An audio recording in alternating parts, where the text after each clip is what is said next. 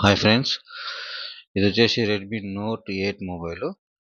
ఇది డెడ్ కండిషన్లో వేరే కస్టమర్ మనకు తీసుకొచ్చి ఇచ్చాడు.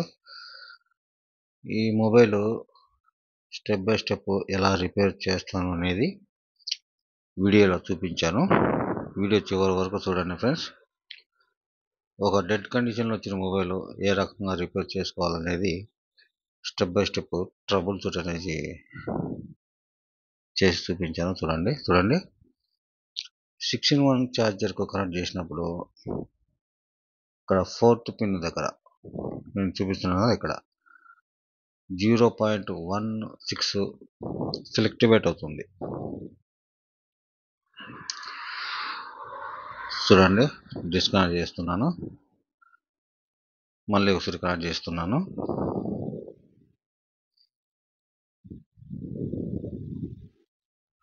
చూడండి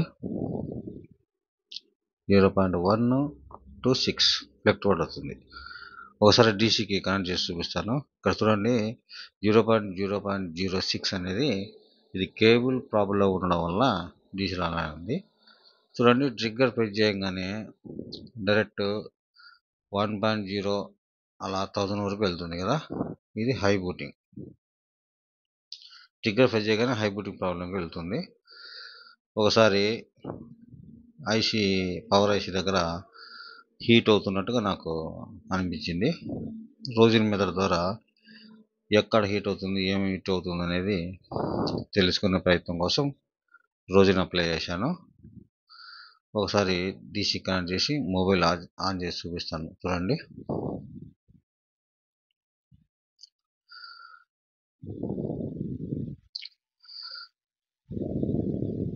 రోజన్ అయితే బొక్కాయిల్ చుట్టూరు కూడా పవర్ ఐసీ కాడ నేను నీట్గా అప్లై చేశాను. ఒకసారి డీసీ కనెక్ట్ చేసి మొబైల్ ఆన్ చేసి ఎక్కడ హీట్ అవుతుంది అనేది తెలుసుకునే ప్రయత్నం చేస్తున్నాను.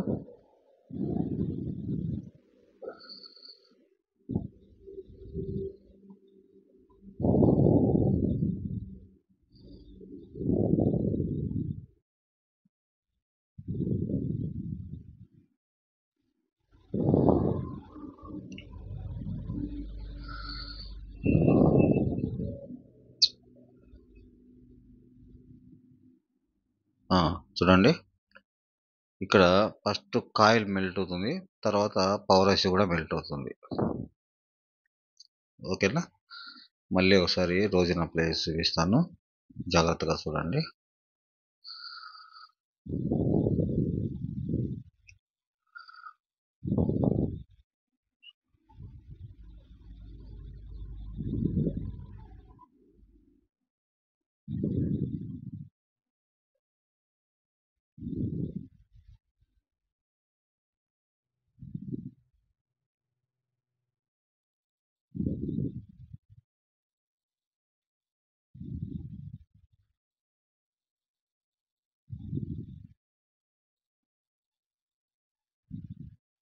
జాగ్రత్తగా చూడండి. ఫస్ట్ కాయిల్ మెల్ట్ అవుతుంది, తర్వాత ఐసీ మెల్ట్ అవుతుంది. ఓకేనా, ఇప్పుడు ఒకసారి ఇది బ్లాక్ పేస్టెడ్ ఐసీ కాబట్టి ఆ కాయిల్ రిమూవ్ చేసి ఐసీ సైడ్ షార్ట్ ఉందా లేదా అదర్ సైడ్ షార్ట్ ఉందా అనేది ఒకసారి చెక్ చేసుకునే ప్రయత్నం అయితే చేస్తాను.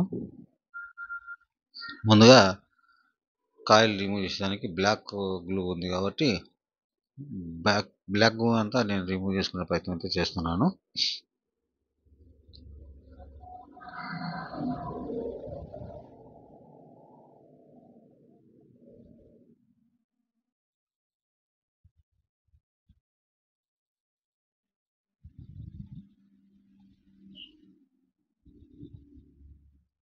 కాయిల్ అయితే రిమూవ్ చేస్తున్నాను.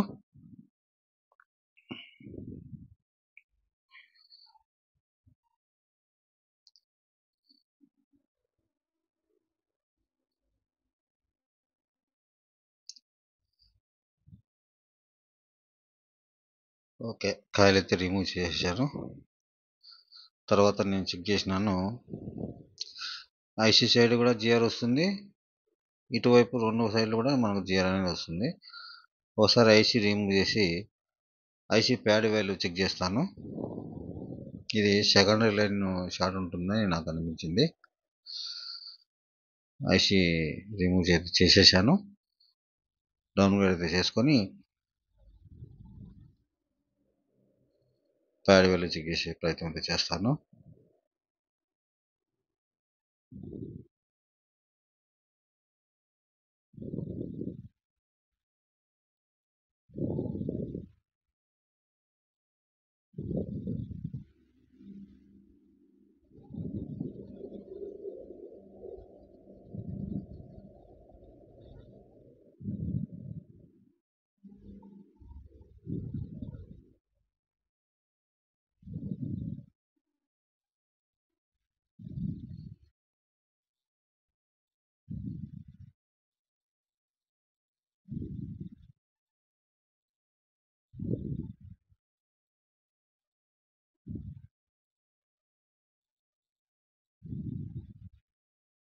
ఓకే, ఇప్పుడు ప్యాడ్ వాల్యూ చెక్ చేస్తున్నాను.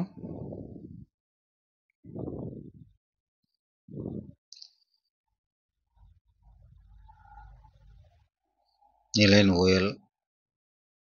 ఓకే,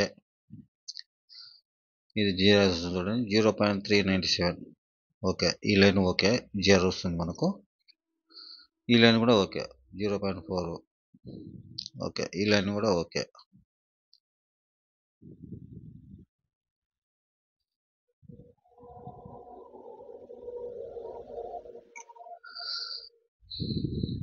మళ్ళీ చూస్తాం చూడండి, ఇది ఓఎల్ ఓకే, ఇది ఓఎల్ ఓకే. ఇది చూడండి 0.9, 0.463.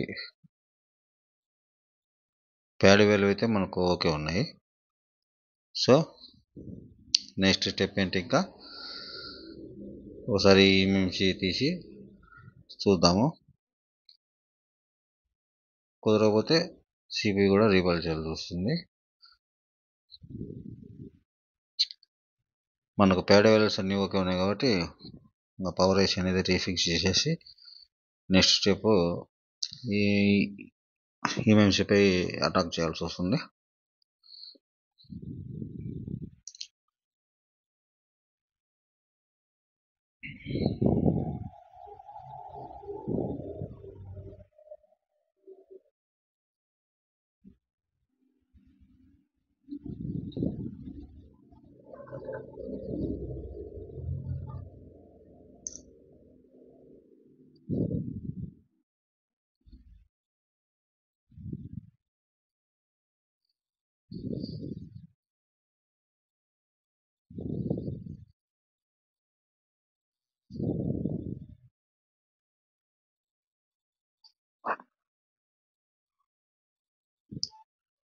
పవర్ ఐసి అనేది రీబాల్ చేసి మళ్ళీ రీఫిల్ చేసేస్తున్నాను.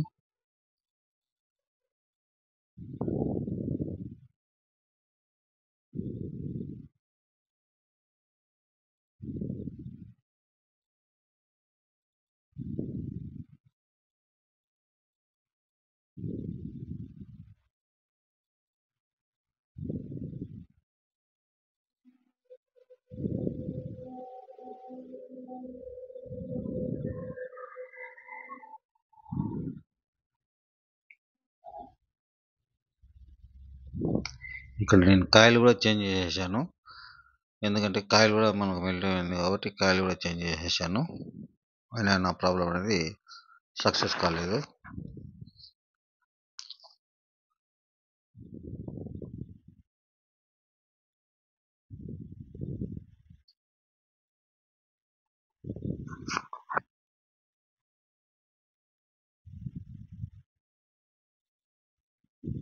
తర్వాత ఈ లైన్ వచ్చేసి ఈఎంఎంసి దగ్గర ఉన్నటువంటి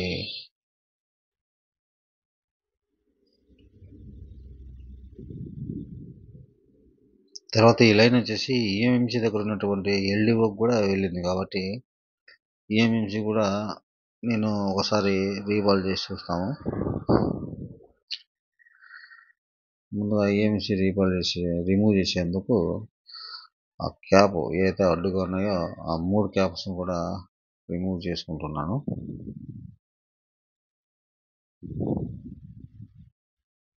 ఇది బ్లాక్ పేస్టెడ్ కాబట్టి చాలా హార్డ్గా ఉంటుంది. జాగ్రత్తగా అయితే రిమూవ్ చేసేయాలి.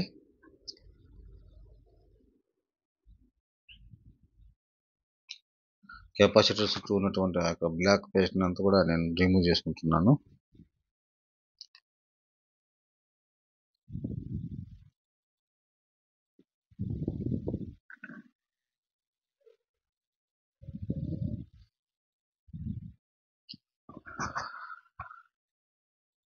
$350 హీటు, 40 ఎయిర్ పెట్టుకున్నాను.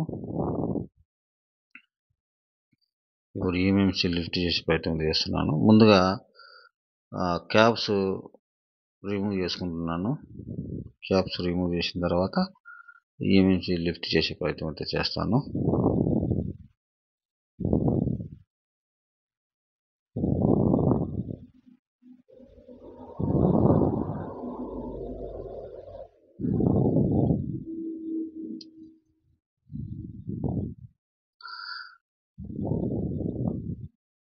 ఓకే, క్యాప్స్ అయితే రిమూవ్ చేసేసాను జాగ్రత్తగా.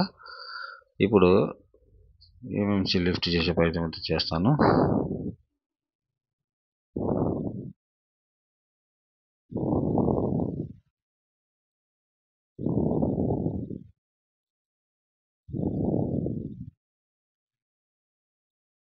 ఓకే, ఈఎంఎంసీ అయితే లిఫ్ట్ చేశాను. ఇప్పుడు డౌన్ కూడా చేసేసుకొని ఒకసారి మనకు షార్ట్ అనేది రిమూవ్ అయిందో లేదో మళ్ళీ ఒకసారి చెక్ చేసుకుంటాను.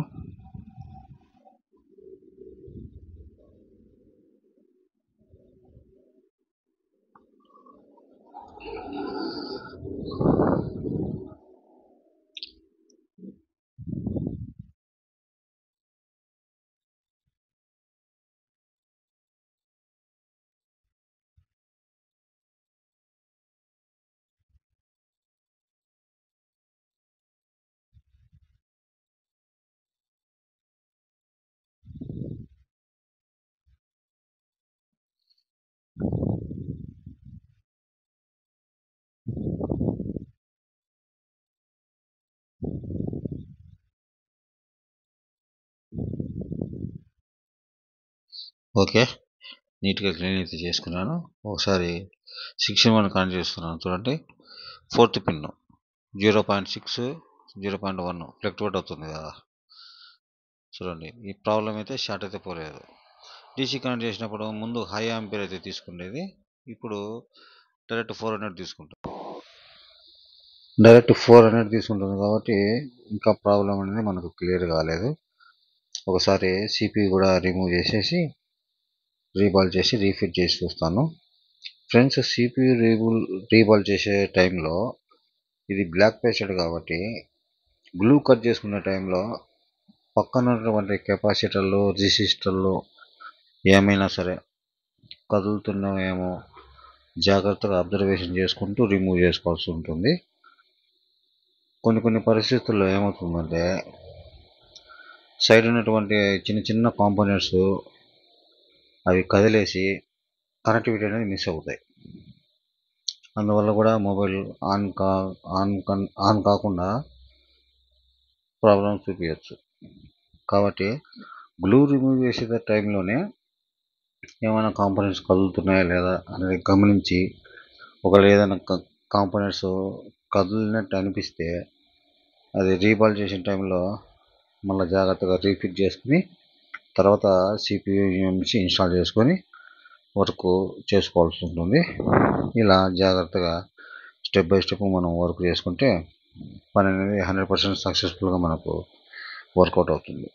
ఓకేనా ఫ్రెండ్స్, ఇప్పుడు ఒకసారి ఈఎంసీ సిపియు రెండు కూడా రీబాల్ చేసి రీఫిటింగ్ అయితే చేస్తున్నాను. ఓకేనా,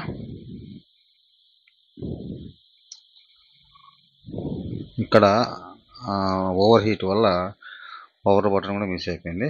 అది కూడా నేను రీఫిటింగ్ అయితే చేశాను. ఒకసారి ఆన్ చేసి చూపిస్తాను చూడండి. ఎస్, మొబైల్ సక్సెస్ఫుల్గా ఆన్ అయిపోయింది. ఇలా స్టెప్ బై స్టెప్ మనం రిపేర్ అయితే చేసుకోవాల్సి ఉంటుంది friends. Thank you for watching.